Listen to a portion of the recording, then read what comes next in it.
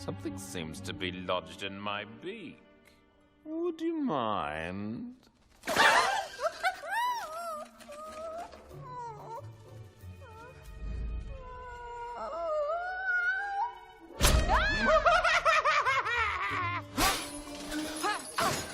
Oh, I know I'm not a pretty birdie, but I used to be quite a looker.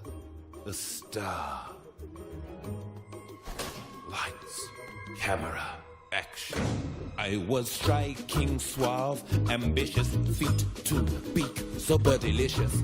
Now I'm vile, I am villainous, and vicious. Oh, and malicious.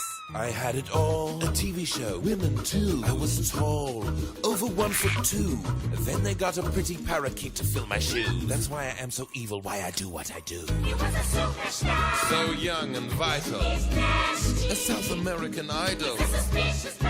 Who said that about me? I'll have you rotisseried. I'm a feathery freak with a beak, a bird murderer. You think you're better than me? I never heard of you. I'm evil, I'll fill your cheese balls with weevils. I poop on people and I blame it on seagulls. It was him. He's a nasty bird. I'm invincible.